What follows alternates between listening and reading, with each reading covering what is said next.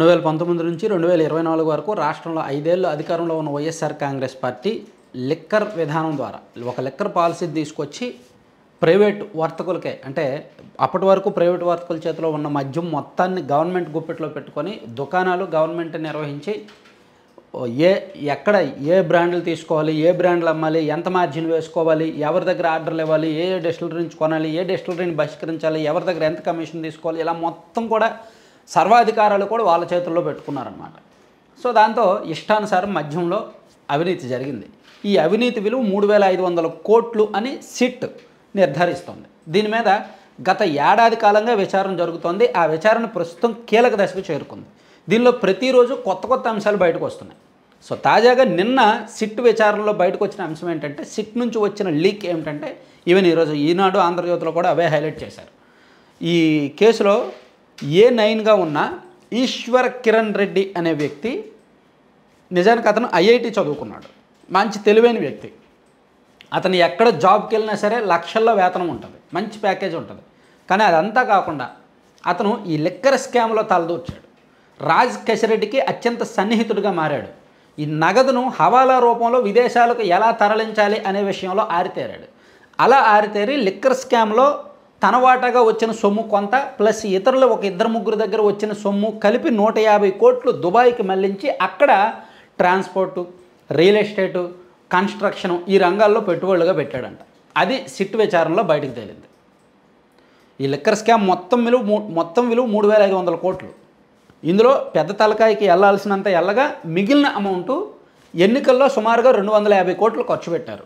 నెల్లూరు, ఒంగోలు, చిత్తూరు, తిరుపతి ఆ ప్రాంతంలో ఎంపీలుగా పోటీ చేసిన వ్యక్తులకు పార్టీ నుంచి ఫండింగ్ వెళ్ళిందంట. పార్టీ ఫండింగ్గా ఈ లిక్కర్ సొమ్మునే తరలించారంట. అది 250 కోట్లు.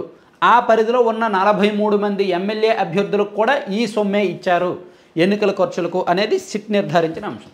ఈ సొమ్మంతా కూడా తాడేపల్లిలో జగన్మోహన్ రెడ్డి గారు ఉన్న ప్యాలెస్ పక్కన ల్యాండ్ మార్క్ అనే అపార్ట్మెంట్ నుంచి వెళ్ళేదంట. 2024 జనవరి, ఫిబ్రవరి, మార్చి ఆ కాలంలో ఎక్కువగా వెళ్ళింది. అక్కడికి ఆ ప్యాలెస్కి హైదరాబాద్ నుంచి తీసుకొచ్చేవాళ్ళు. ఇది సిట్ విచారణలో బయటకు వచ్చింది. అంటే ఎన్నికల ఖర్చు కింద ఒక 150 కోట్లు, 250 కోట్లు పోగా సుమారుగా ఒక 80 నుంచి 100 కోట్లతో హైదరాబాద్లో రియల్ ఎస్టేట్ ఫ్లాట్లు, విల్లాలు కొనుగోలు చేశారు.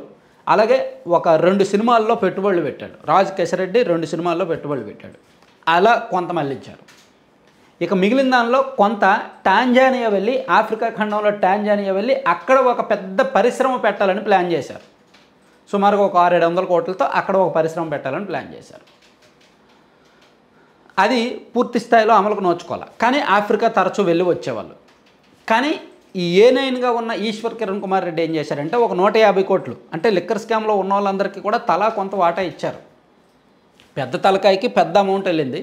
మిగిలిన ఒక 10%, 15% వీళ్ళు దానిలో అమలు చేసినందుకు గాను వీళ్ళకి వాటా ఉంటుందిగా. ఇలా ఒక 4 వాటా కలిపి 150 కోట్లని ఆయన దుబాయ్ తీసుకువెళ్ళి దుబాయ్లో రకరకాల వ్యాపారాల్లో పెట్టుబడులు పెట్టాడు. ఇలా తీసుకువెళ్ళడానికి ఆయనకున్న IIT తెలివితేటలన్నీ వాడాడు అనేది సిట్ గుర్తించిందనమాట. ఇలా ఇవన్నీ కూడా సిట్ విచారణలో బయటకు వస్తున్నాయి.